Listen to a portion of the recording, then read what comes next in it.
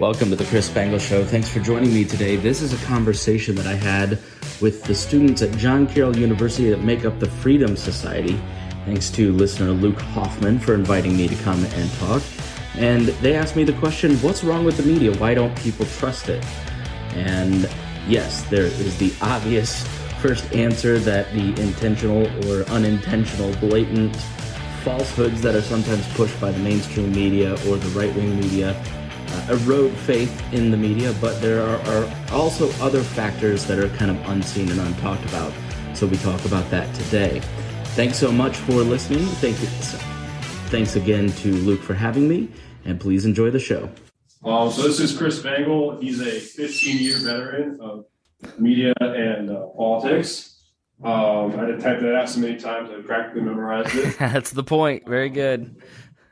I said he runs his own media empire in the promotional stuff, but he runs a thing called We Are Libertarians. It's basically a giant podcast organization with podcasts on different topics, stuff like that. He has his own podcast, it's Chris Spangle Show, and runs his own website where he publishes articles about like politics, current events, stuff like that.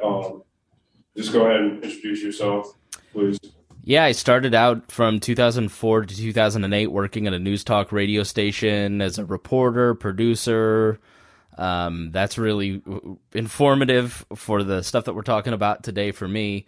Then kind of flipped to the other side and worked for the Libertarian Party of Indiana as their executive director for full-time job from 2008 to 2012. Then I went to work for an ad agency for a year for the Advocates for Self-Government, and then now I work for the Bob and Tom Show as their web director. So I'm back in radio full time. I am a podcaster. I've been podcasting since 2007.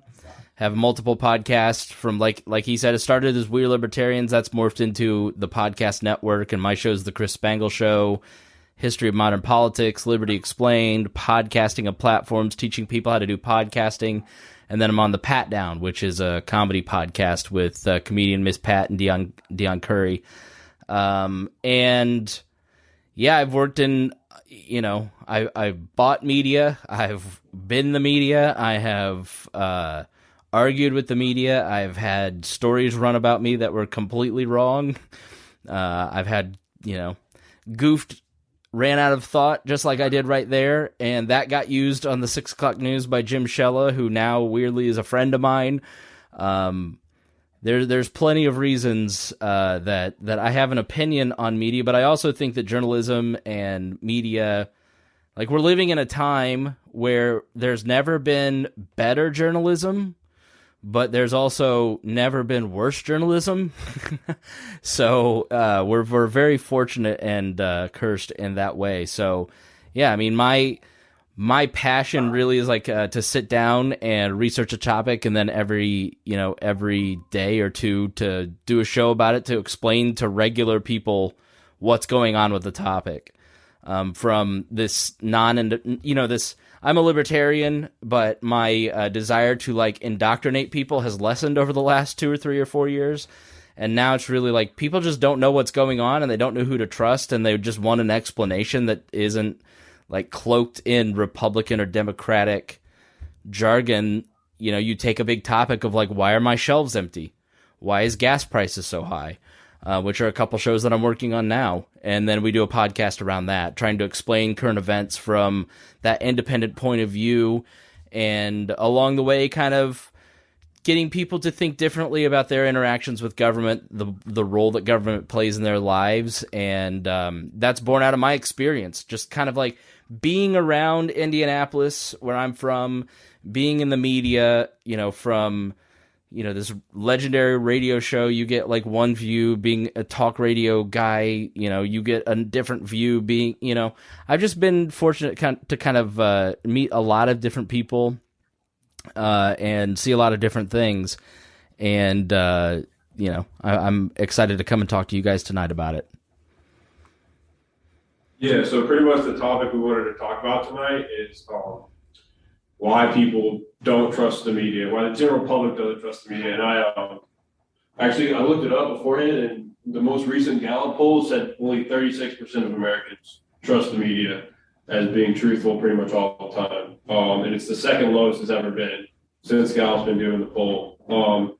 Like personally, I think reading and watching the news is a waste of time unless I want to learn about an issue and I'm going to like multiple different sources, because I just think it's all super sensationalized. And it's just bad for my mental health to look at it.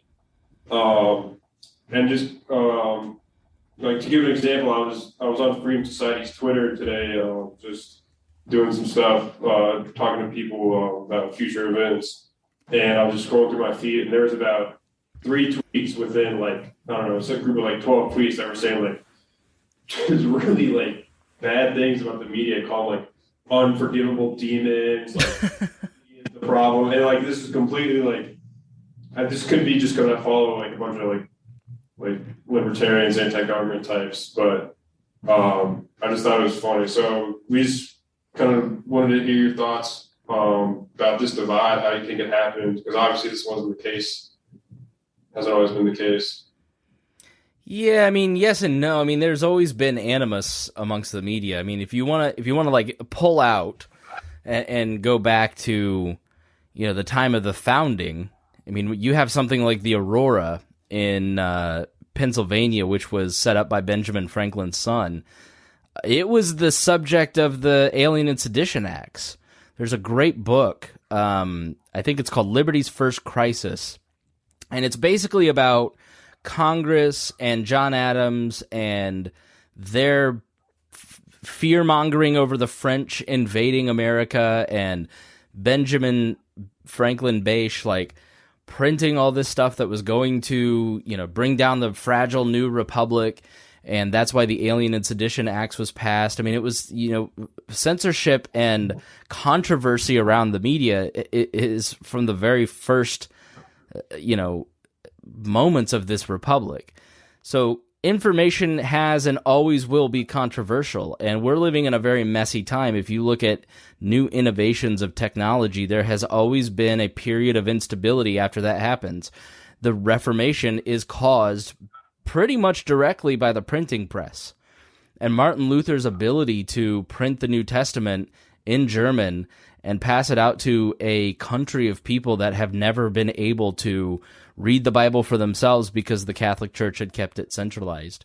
That freedom was very threatening to the powers that be, and that includes the church, but it also includes the political authorities of that time that were deeply in bed with the church, and the church, the Catholic Church, and the political rulers of that day really depended on each other to have each other's back. And so the printing press really threatened to blow that apart. We now have social media. We have someone like me who can build their own little media empire and, you know, have basically a near full-time job doing a few podcasts a week. That didn't exist. Everything that I do for a living did not exist 15 years ago. When I was in your seats in 2002 in college, nothing I do technology-wise existed. Podcasting, video on the internet, video editing. My job now, editing videos in Premiere, is completely different than editing Premiere videos in 2001 in high school. I mean, it's night and day. And it allows so much more content creation. And it's also a lot cheaper. You know, the camera that I'm talking into was 5 times more expensive 10 years ago. The setup that I have in this room that I'm talking into, you know, the Rode Podcaster Pro, $600.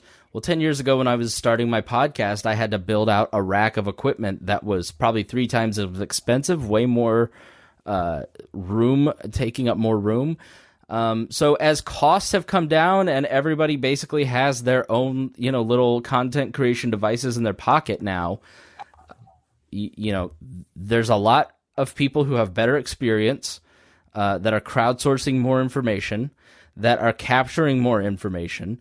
You look at George Floyd, that 14-year-old girl that for 9 minutes defied the police and kept a video on George Floyd and Derek Chauvin. That had a real impact. That kind of local, immediate content creation that could go on the web, that could catch in a viral manner, did not exist 15 years ago.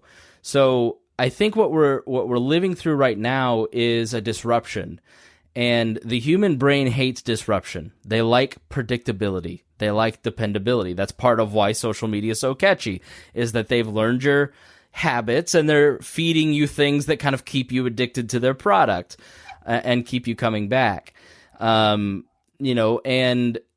you look at things like the Kyle Rittenhouse video that is open to a million different interpretations. And it's, that ability to capture content and throw it out on the internet and allow people to make instantaneous judgments is very powerful. The Covington kids, the kid with the MAGA hat and the face of the Indian, everybody had one view of how that was. I totally got that wrong.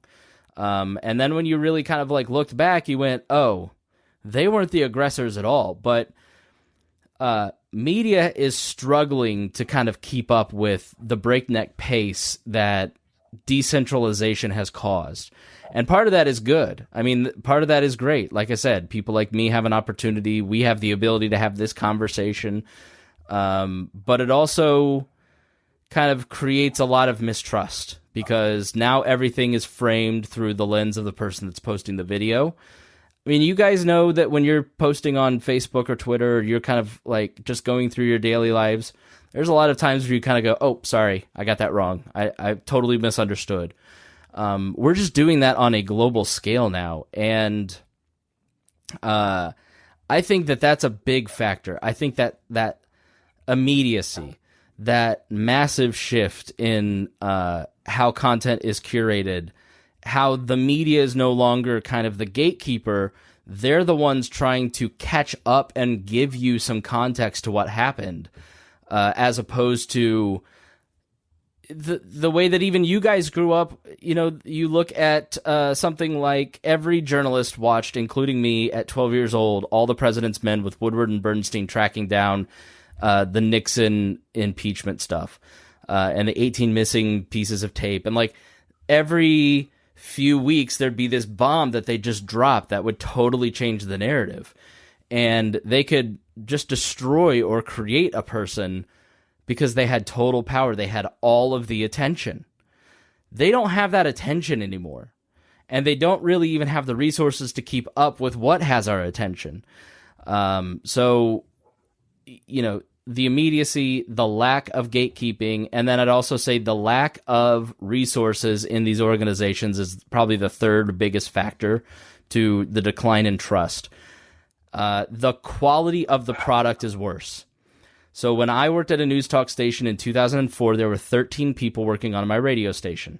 When I left in 2008, 2 people were left working on that radio station. It is now a computer in a closet.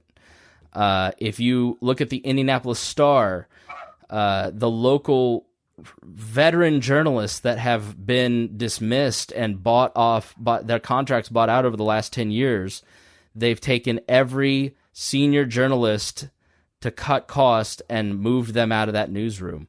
So you are now left with people that are just kind of out of college, that came up in a very different system that is more ideological than a lot of the old school reporters. And they have more of an ideological driven mission than somebody like an old school reporter like a Jim Shella or Vic Rakyart, who got their start in the 70s. And those guys aren't there to kind of mentor the younger people in the ways of the craft. You've got younger people who are just kind of encouraged to go on Twitter, and Twitter's the universe, and that's reality, and that's where you need to find your information and do your research that way, as opposed to the way that it used to work, which was literally you had a beat, like a cop. You would go around and you'd build relationships with the people that worked in this particular area, be it sports or business or politics. And so you'd build a relationship, you'd build trust with the people that you're covering, that you'd get a lot of information and intelligence. Some of it you would use, some of it you wouldn't. And you'd kind of report from there. Now, subjects are much more guarded because they don't have any trust in the people that are covering them, because it may be a different face every 6 months. And there is no trust in that relationship, because if they find out something, they run with it because they need clicks. If you walk into a newsroom, you literally see a bay of televisions in a Gannett newsroom, or what used to be Gannett, which is now owned by a hedge fund, that said the top news stories per clicks. And so what's the subtle message there to a new young reporter? The metric that you're being judged on is clicks, because we need them to see the digital displayed advertising and the pop-ups to get revenue to pay for salaries. So yeah, I mean, the financial incentives of the news industry have totally changed. Facebook completely decimated local newspapers, local television stations, because they used to rely on classified ads, sold advertising. That has all shifted to digital advertising like Google AdWords and Facebook. So the revenue's not there. So they just don't have the resources to cover things. And it's very transient. So they don't really understand what they're covering. So if you open up the Indianapolis Star, you don't see anything that's relevant to you. And the number one rule that I was taught in my journalism classes in high school, it's the number one thing that I have learned in my career in any form of media I've worked in, being sports journalism at the Indianapolis Motor Speedway, or Bob and Tom in comedy, or, you know, We Are Libertarians with libertarian ideologically slanted content, is that it has to be relevant. It has to be what you're thinking about. It has to be content that you connect with. It has to be, the concept of representation has really taken the forefront. You need to see people that look like you and that live your cultural experience for you to fully connect to a piece of content. And when you open up the Indianapolis Star, you don't see anything that really like connects with you, or that's relevant to the conversations in town, or really truly explains what's happening in town, or really explains the undercurrents of what's happening in the city. So how do you trust something that doesn't build trust with you? So I know that's kind of a long-winded answer, but those are the things that I see. Just the changing media, the changing model of speed, social media, and it's kind of that, along with the changing business model that have sort of hollowed out the product, which is why 20% of people now go to podcasts for their news, because it's hyper niche. It's more relevant. Luke will listen to my podcast because when he listens to it, it connects with him. He understands it. You'll go to social media and get information from your friends because birds of a feather flock together. They understand. It's more relevant to you. They're thinking along those same lines. But that can be dangerous because it creates those silos, and that has a tremendous effect on people's way of thinking. And I think part of the reason we're in sort of this death strangle between the left and right is that there's no cross-cultural conversation whatsoever, so there's no trust being built. So I have a question for you. I don't know how it was necessarily 10 years ago, but when there was misinformation, I don't want to say misinformation, but when news sources say put out that story and it comes out incorrect, is there a need now for accountability, or does it not matter because, again, you're in a silo where you're only talking to your set crowd, and if you say something wrong, they'll move past it? Is there a need for accountability, and how do you create that in the system? Well, consequences are everything. Consequences are the foundation of a healthy society. Part of my disagreement with the Trump era is that Republicans never gave themselves any consequences. And so it's just kind of been, as a person that is more of a Republican than a Democrat, it's been dismaying to see themselves put no brakes on anything, no checks and balances on themselves. It's just kind of a defining decency down that's taking place in every sector because of a lack of accountability. In some ways, journalists have more accountability now than they ever have, because there is a reward for catching a journalist in a falsehood or getting something wrong, because it doesn't matter. It doesn't really matter what intent is, right? If you see a journalist get something wrong, you can now, if you're a right-leaning media personality, like a local talk show host or a Charlie Kirk, go on Twitter and just say they were lying. There's a huge amount of accountability in traditional media now by right-wing media, by kind of the right-leaning establishment that didn't exist really 10 years ago. I mean, I remember being at CPAC in 2003 and everybody lamenting the kind of online jackals that existed on the left, and the conversation in 2003 at CPAC was, we need to create our own. We need to create our own Hollywood. We need to create our own online jackals. We need to create our own accountability system. We need to create our own Hollywood, kind of this Benedict option of separating ourselves from society. And I think that was kind of a mistake by, let's create our own Christian colleges. Let's create our own right-wing press. Because what that did is it took conservatives out of traditional institutions because they went to work elsewhere. And so they stopped having conversations with, I know of several conservatives that worked at the Indianapolis Star that were beneficial to the newsroom because they had conversations with their liberal colleagues. Now those people don't work in there anymore.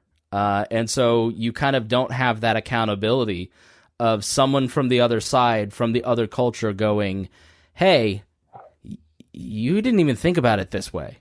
Like, maybe that person wasn't a white supremacist. Maybe they were thinking it this way. Or, so I think that it's not different or worse. There's just kind of, I guess it's not better or worse. There's just a difference, right? So the accountability years ago would be, if like Brian Williams gets caught sort of half lying, fudging a story, and gets relegated to 11 o'clock on MSNBC and loses the premier job in broadcast news. That is a profession keeping themselves accountable.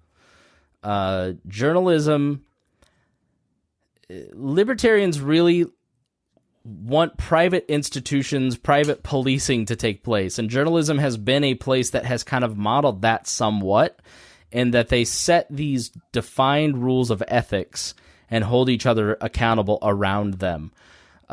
You can't work in journalistic institutions if you don't kind of buy into a set of rules. I wouldn't be able to necessarily go work at the Indianapolis Star because I don't do my show in a rigorous way. I don't have 2 or 3, layers of fact checking or editing that I have to go through when I do my show. It's just kind of like, I've done some research and reading, but I'm kind of shooting from the hip. Them violating that set of rules and not holding each other accountable because they're, the journalists that are left didn't get held accountable as much as the journalists that are on the right. That kind of led to the right going, well, you don't hold anybody accountable, which is just not true. But I appreciate in the journalistic world how they do have a set defined rules of ethics that are not enshrined in law, that are not backed by the force of law. It's just sort of backed by a code, a professional code. Excuse me.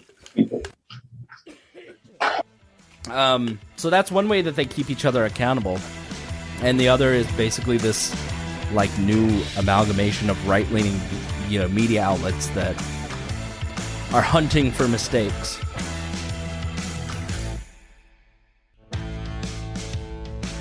TMZ.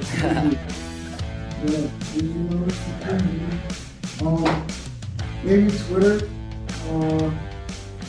That's really it. I've kind of gotten away from watching the news, like the local news and all the other stuff. I think honestly, because it seems like the other stuff is like Twitter and like TMZ are more entertaining. And like he's talking about connecting with something. I feel like that's something more I can connect with rather than watching the local news or other news outlets. That's definitely true. Does it matter to you guys that sometimes you have to eat your broccoli and carrots and not just eat your candy? You know what I mean by that? Like, yeah, I get exactly what you're saying with that, and I understand that too, but I just feel like I don't know. I just feel like I've gotten away from it for right now. But like as I get older, now I'm starting to realize that I should like go and like instead of looking at things that are just interesting to me or that like I can connect with, I should start looking at things that connect to other people so I can like understand the entire view of something and try to understand what other people are thinking as well. Is that what you mean by that? yeah, no, I think that's exactly right. I think the older you get, the more you kind of go, all right, I need to understand the full picture. And I think that's part of why there is a lack of trust. Because if you're at 32% of people trusting you, that's just not a Republican problem. That is a normie problem. So why does the normie who doesn't have an ideological bent not trust you? It's not just relevancy. It's just not, because you don't have the resources to do the reporting the right way. It's, that's part of it. Like, watching the local television news is just like, all right, how many, like, death reports and traffic accidents can I see? Well, the reason they report that stuff is because the police do all the work. The reporter just has to go down to the police station or log on to the traffic log and kind of see what happened and read the police report and then type something up. It's much harder to do an embedded project where you go and like kind of hear out people's experiences. But that's where podcasting has come in a solid way. Like, you listen to some of these Gimlet or daily, the Daily with the New York Times or Freakonomics, and you get to the end and it's like a movie cast of credits, 40 people that worked on it. But because something like NPR's Embedded takes 30 people to do it. I'd love to do it, but I'm one guy. And it's hard to go out. And that's one of the reasons that media is really important, that journalism is really important. You cannot fly to Scotland to find out what is happening at some big event, right?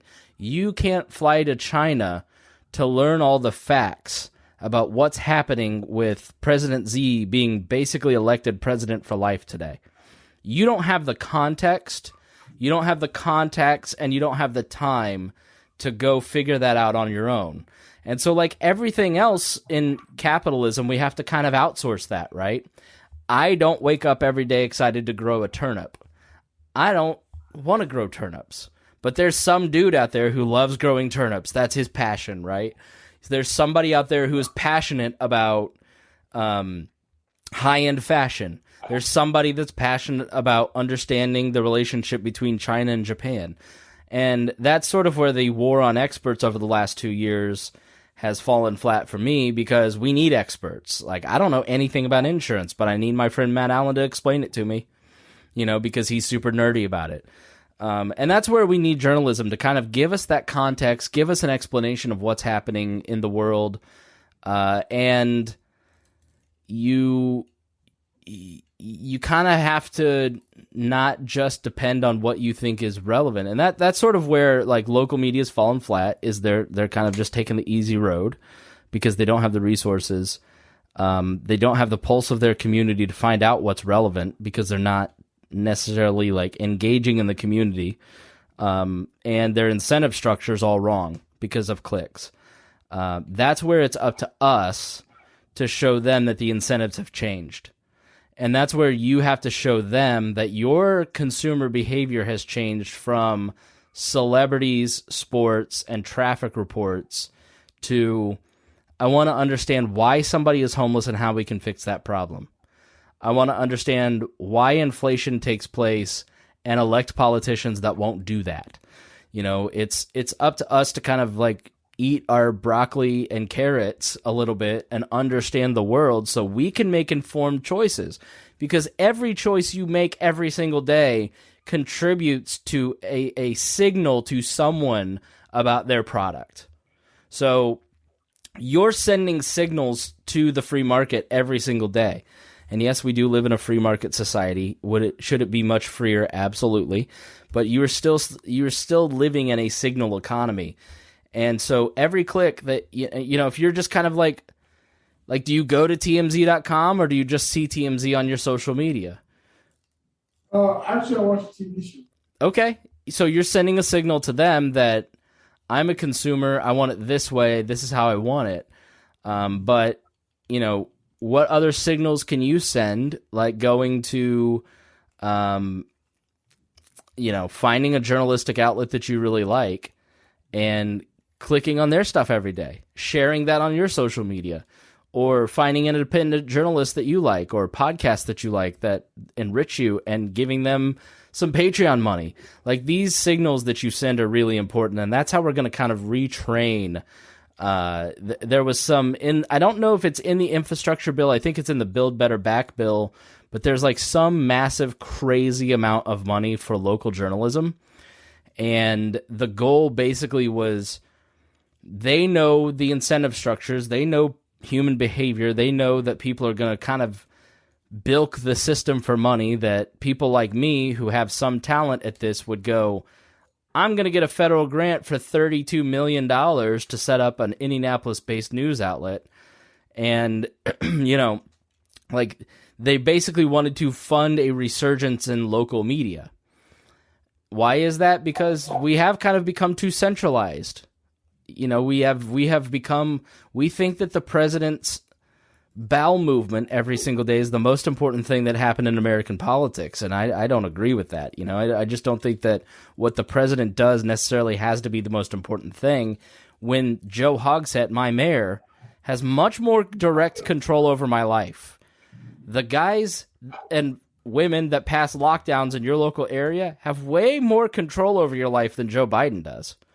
And I think we should have learned that through the last few years. So I just say, think about your incentives that you're providing, the signals that you're providing, and, kind of seek out some things that you think, like ProPublica is an investigative journalism site, or downloading podcasts that do responsible journalism and saying, hey, these guys do a good thing, and sharing that information, sending that signal.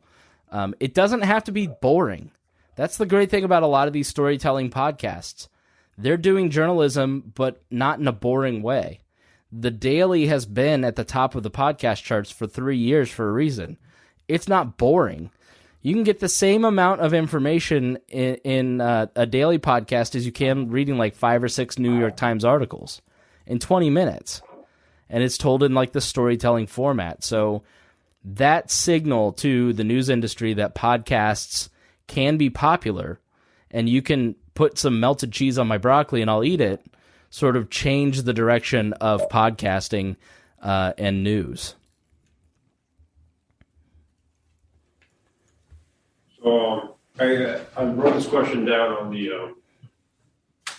on the sheet I sent you, because I thought it was a question somebody brought up to me when I was younger, when I told them, like, oh, I really like watching the news, I don't really see the purpose. They created this hypothetical where it's like, oh, what if a natural disaster happens, and like, how are people going to find out, et cetera, et cetera. So, like, do you think like a large, like, centralized news system, like, I don't know, like a Fox or a CBS or whatever, is necessary in a country like America? Or do you think an emphasis on, you kind of answered this already, but an emphasis on like more local news would be better for like the American ecosystem, how people relate to each other? Is it all right if I add to this? Yeah. Like, you also mentioned that like the funding for local news sources has been down a lot recently. I don't know, I was just kind of curious if you had any ideas or thoughts on what could be done to kind of bring money back into local news, bring more support to them. Yeah, so the AP is about as neutral as you're going to get in America. And most people don't realize how much news they read from the AP every day because they don't understand what the AP is. A radio show or radio station or, news outlet of some sort will pay the equivalent of a year's salary to the AP for the rights to read their stories, play their audio clips, and in exchange, you get access to their network of reporters. In a state like Indiana, you may have, 10, 20 AP reporters covering a variety of subjects that are paid to write the facts. There's a reason that the AP is kind of considered the standard. Right here in my bookshelf behind me, the AP style guide is something that I try to implement in how I write. So we do have like a big centralized news service in that, or Reuters, or Deutsche Welle in Germany, or the BBC in Britain. And there certainly is like a place for that kind of thing. Because of what I said, like you just can't be everywhere and do everything, and you've got to have an institution. Like I'm a libertarian that believes in institutions. Private institutions are good. Something like the AP, I think, is a benefit because it strips out that like hot take and like kind of puts it in very neutral language. But and they get it wrong, and you should probably double check them too. But like they wait, like they have very strict standards in what they report, because when you print a byline in the AP, you like, next time you're on like your local television news site and you see that it's an AP story, take that headline, copy and paste it, and put that into Google. And you'll see probably 100, 200 different results, because that same article got printed on hundreds of other news sites because of that system of people paying into it. And it takes a long time to build an institution like that. An institution like that is kind of foundational, that is a little boring but has high standards, is long-lasting. An institution that is built on hot takes and attention, and we're going to do whatever it takes to get as many clicks. We're going to build out the TPUSA radio network. That has a high turnover. I've seen those come and go, right? Like, the biggest podcast in the Christian world's The Rise and Fall of Mars Hill about Mark Driscoll. Everybody at the time kind of knew, like, all right, there's a time limit on this because he's trying to be edgy. There's a time limit on edgy. And those people get really popular really fast, but they don't build institutions because they're trying to you're just trying to get attention.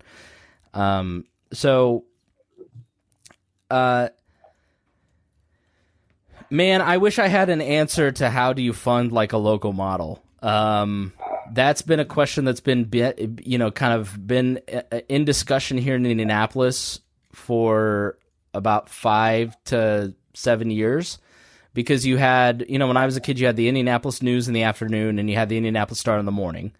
And then the Star bought the News, closed down the afternoon paper, and we had one paper. And then the Indianapolis Star it got bought by Gannett, which got bought by a hedge fund, which got sold to another hedge fund. And just over the last 15 years has just been, they've squeezed every ounce of revenue that they can out of it. They're cutting their way to prosperity. The product is terrible. And everybody in town knows it. We tend to think like power is the person who's elected, and that's not the power in any kind of place like Indianapolis or Cleveland, right? It's like the people that work in the law firms, and the people that kind of run the big nonprofits, and the people that kind of run the school system and run the newspapers and the TV stations, and there is an elite in any kind of geographical area. And the talk in the elite of Indianapolis has kind of been, what do we do about the Star? Because they're going to kill this. They're going to kill the only newspaper. And we need journalism. We need to know what's really happening to make informed decisions. We needed good journalism around COVID-19 so everybody could make good personal decisions. You need journalism to kind of like, as much as the right-wing press will beat up on journalism, they desperately need it, because what else are they going to talk about? They're not out there doing reporting, right? Every right-wing talk show or blog starts with a link to a traditional media source, whether they're claiming that they are geniuses because they believe in the right thing, and look, this New York Times article proves it, or, oh my God, look at how awful these people are. Or you'll get a Tim Pool, like, tweeting today that the corporate press is the enemy of the people, and they got Rittenhouse wrong, and they got Covington wrong. Like, Tim Pool's incentive structure is to get you to not believe in other forms of media and give him all of your attention. We're in an attention economy. I am an attention merchant. I want you to pay attention to me. And you only have so much attention, right? You have a finite amount of space on your podcast attention listening. So what I need to do to get you to not listen to them and listen to me instead? So let me lower their value, right? And that has been a very successful strategy. And there is some merit to everything that they say about the mainstream media, for sure. But journalism is still important. And so everybody's kind of like, all right, well, what do we do with, like, Patreon models? And, The Athletic kind of took off, and that worked, right?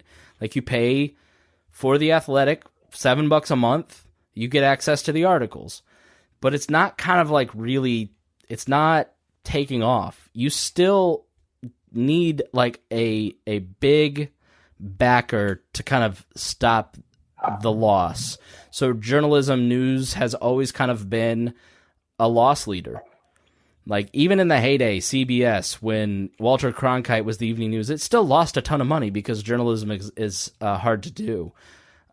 So there's talk that some, like, city father or someone will eventually buy from the hedge fund a paper like the Indianapolis Star and basically say, my foundation is going to fund the loss that the Indianapolis Star will have. You look at something like the Indianapolis Business Journal, which just frankly kicks their ass in news coverage.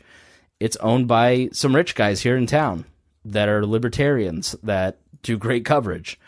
And it's because they know that journalism is important. So as much as everybody would like, oh, we need to kill the elites are still going to always kind of end up owning the news because it's the only financial model that works. But this system is much more open than the old days, right? So we've kind of returned to the 1800s when everybody had an ideological press. The Corden Democrat, the Rushville Republican, like these, there were 5 newspapers in a town like University Heights, So you wouldn't just have one big blanket newspaper. You'd have a bunch of little broadsheets. And that's kind of where we've ended up with some of these bigger institutions, but a lot of people like me that you can go to for information. But I still rely on the mainstream guys, like everybody else. Don't let them fool you on that. Sorry if I'm being too long-winded. Just yell at me, Luke, if you... You guys have any questions or comments on that? Thanks for taking the time out of your night to talk with us about us. Pretty important discussion. I appreciate your thoughts and perspectives on things. Yeah, sure. I mean, is there anything else that you want to ask? I don't know. I mean, I guess kind of like the problem you touched on that I deal with personally running this club is the whole incentive structure. People just don't care about hearing like quality information and learning about stuff because, like I said, like correct me if I'm wrong, but I used to go out here Thursday and Saturday nights. On Friday, people were just hanging out with their roommates, stuff like that. Like, there's really no reason why they can't come to something like this, but they still don't. Yeah, they don't really care. I think ultimately that's going to be the downfall. Like, I don't know that it's the downfall. I think it's just the way it's always been. Like, yeah. There's a rule in nonprofits that 4 people in any nonprofit do all the work. And that's been true of every nonprofit I've ever been involved with. That's why the founders didn't set up a direct democracy like Athens where everybody had a say. They set it up so you had a representative democracy. because they knew if you had a certain amount, like in polling, if you have 1,000 people, you don't really need 100,000 people, because 1,000 people is enough if you kind of sample the right way, right? You will always have people who don't get discouraged because your meetings aren't always full. It doesn't mean that it's not meaningful work. It just means that you're carrying the water for you're representing a certain amount of the population, and your work will pay off. It is meaningful, even if everybody doesn't show up. You know what I mean? Like, there's benefit to your activity, and there will always be a small number in anything you do. Like, it's one of the great tragedies of our age is how miserable we are, considering how great our lives are. Your lives, living in your college boy disease-infested room, I'm sure, is infinitely cleaner and healthier than anything Henry VIII ever lived in. You have better access to food and healthcare than any medieval king. Your life is phenomenal compared to every human that's ever lived up until basically your generation. But we all feel super miserable. And it's because we just spend our day scrolling, seeing how everybody else is representing their best, their best life. I literally will never forget my two best friends. I knew how bad they were fighting, how close to breaking up they were. And the next morning she posted, "Oh, I love him so much." It's like we compare our movement to their movement, or our podcast to their podcast, or our group to other people's groups, and it's kind of all fake bullshit. It's like everything's awesome and nobody's happy.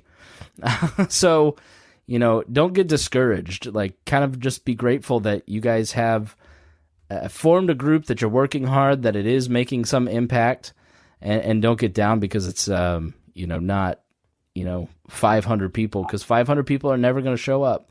You're experiencing something that every nonprofit I work with is going through. Like, one charity was like, we don't even offer for volunteers, because I hosted a public affairs radio show last year, and I talked to 63 charities. Every single one I said, do you ask for volunteers? Do you want volunteers? And they go, no, we just want money, because volunteers show up, take a selfie that they were volunteering, and then never show up again. So we need money to kind of do the hard work that nobody else wants to do. And that's part of the beauty of a free market, is that what you guys find interesting and take on benefits everybody in that decentralized system. Appreciate that. I guess just kind of for the last thing, kind of like a common thing I feel today is like everybody's like, well, the media is too biased, or this bias this way, this bias this way, and I just want to hear your thoughts on the role of bias in media, because personally, I do think to an extent there is a role for bias in media. I just want to hear your thoughts on that. Yeah, I think it's always been there. It will always be there, and it's completely irrational for us to think that there was ever a time where a journalist kind of didn't separate their own personal feelings around the subjects they were reporting on. You have different degrees of caring about that. A doctor who hates his patient will still do their job. So bias has always existed and will always exist. It's just more honest now. And it's kind of insulting and hilarious when somebody who works for the New York Times just pretends that they're neutral, when everything that they post about something like vaccines never takes into consideration the people who are unvaccinated. Like, I think the unvaccinated is a great example of bias in the media. Like, we went from, like, let's all coexist, Joe Biden's going to unite America, let's respect everyone, to segregating society real quick. A lot of journalists didn't ask, like, why does somebody choose to be vaccinated or not be vaccinated? They just sort of pass judgment on Twitter, where there's like this disdain that you can see. I mean, most of my Twitter feed of the people that I follow are journalists because I use it as a news curation system. It's never like, if I would go and talk to people that were unvaccinated, I got a totally different perspective than I saw in my Twitter feed from journalists. They have bias. That bias is there. But what's good is that you have so many options, and it's very clearly labeled. And it's up to you to like check yourself. It's up to if I don't care if you listen to Alex Jones every day. Like I listen to Alex Jones sometimes because I want to understand that perspective. But am I balancing that out with other things, or is that the only type of content that I'm consuming? I at one point was only listening to Ben Shapiro every day, and I wasn't listening to anything else. And so for like a brief 3-month period, I was super angry at the left all the time, and then like I would go and seek out their perspective, and I was like, all right, that kind of makes sense. So I just think it's like a healthy media diet should be encouraged in the same way that a healthy physical diet is encouraged. Like, it's fine that you watch TMZ. Like, nobody's asking anybody to go and only, read the most boring shit out. Like, just read the AP. Like, that's not colorful. It's not fun. It's boring. Like, just kind of make sure you're getting some balance. If I'm all for reading crazy shit, but like challenge yourself. If your kind of direction is crazy shit, like, all right, let me see what they're saying too. So you can challenge yourself a little bit. Exercise your brain. So yeah, I think bias is important. I think it's important for kind of people to say, here's where my bias is, so you can judge the information. But quit pretending that you're unbiased. You're just not. Sounds good. Is there anything else you guys wanted to talk about, or? All right, well, I guess we'll wrap up. I really appreciate you coming to talk. I do think stuff like this is invaluable because kind of like we're in our own little bubble. We don't really know too much about anything really. So I really like to come here and learn stuff. So I really appreciate you coming. We know you're busy. We did have we recently got somebody in student government, so we should have some more money our way. Hopefully we'll be able to get you to come back next semester and we can send you a little something. Yeah, I'd love to come in person. We've got a couple hosts that live out there in Cleveland, so I'd stop and say hi to them. Oh yeah, for sure. Yeah, if you want to come in person too, that'd be great. We can figure something out. Do you have any questions for us about comments or anything? No, keep up the great work. Appreciate it. Well, Chris Spangler, everybody, I highly recommend you listen to this podcast. Really informative. I'll send a link out via email if you want to check it out. Yeah, that's pretty much it. Thanks for coming, everybody. Thanks, Chris. Thanks, guys.